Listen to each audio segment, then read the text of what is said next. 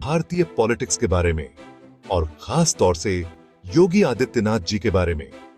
योगी आदित्यनाथ 2017 से पहले भी उत्तर प्रदेश की राजनीति में बहुत जाने माने नाम थे, लेकिन 2022 के चुनावों में उनकी जबरदस्त जीत के बाद तो मानो धूम मच गई।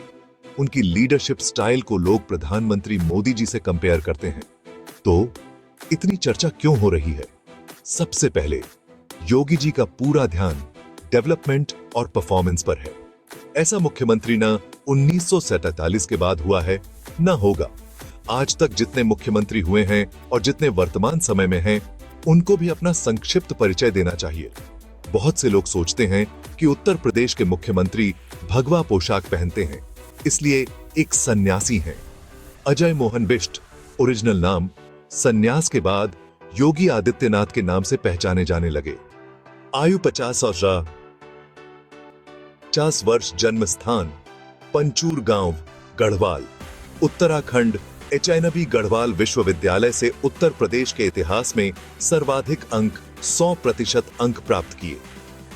योगी जी गणित के छात्र हैं, जिन्होंने बीएसएससी गणित स्वर्ण पदक के साथ उत्तीर्ण किया है। भारतीय सेना की सबसे पुरानी गोरखा रेजिमेंट के आध्यात्मिक गुरु हैं। नेपाल में योगी समर्थक का विशाल समूह है, जो योगी को गुरु के रूप में पूजते हैं। मार्शल आर्ट में अद्भुत उत्कृष्टता, 4 लोगों को एक साथ हराने का रिकॉर्ड। उत्तर प्रदेश के जाने माने तैराक, कई विशाल नदियां पार की है। एक लेखा विशेषज्ञ जो कंप्यूटर को भी हरा देता है। प्रसिद्ध गणितज्ञ शकुंतला देवी ने भी योगी जी की तारीफ की।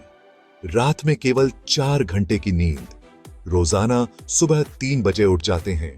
योग, ध्यान, गौशाला, आरती, पूजा प्रतिदिन की दिनचर्या है। दिन में 2 बार ही खाते हैं, पूर्णतः शाकाहारी। भोजन में शामिल रहता है कंद, मूल, फल और देशी गाय का दूध। वह अब तक किसी भी कारण से कभी अस्पताल में भर्ती नहीं हुए। योगी आदित्यनाथ एशिया के सर्वश्रेष्ठ वन्य जीव प्रशिक्षकों में से एक हैं। उन्हें वन्य जीवों से बहुत प्रेम है। योगी का परिवार अभी भी उसी स्थिति में रहता है जैसा उनके सांसद या मुख्यमंत्री बनने के पहले रहता था। योगी सालों पहले संन्यास लेने के बाद सिर्फ एक बार घर गए हैं। योगी जी का सिर्फ एक बैंक अकाउंट है और कोई जमीन संपत्ति उनके नाम नहीं है और न ही उनका कोई खर्च है। अपने भोजन कपड़े का खर्च वो स्वयं के वेतन से करते हैं और शेष पैसा राहत कोष में जमा कर देते हैं। ये है योगी आदित्यनाथ की प्रोफाइल। योगी जी के सोने वाले कमरे में कोई एसी या रूम कूलर नहीं है, केवल एक सीलिंग फैन है। योगी जी एक लकड़ी के तख्त पर एक कंबल, उसके ऊपर चादर बिछाकर सोते हैं। भारत में एक सच्चे लीडर की प्रोफाइल ऐसी ही होनी चाहिए। ऐसे संत ही भारत को फिर से विश्व गुरु बना सकते हैं। हाल ही में उपचुनावों में उनकी जीत सोने पे सुहागा है। इन जीतों से पता चलता है कि उनकी स्ट्रेटेजी काम कर रही है। और अब लोग ये भी सोच रहे हैं कि क्या योगी जी बीजेपी का अगला बड़ा ब्रांड बन सकते हैं।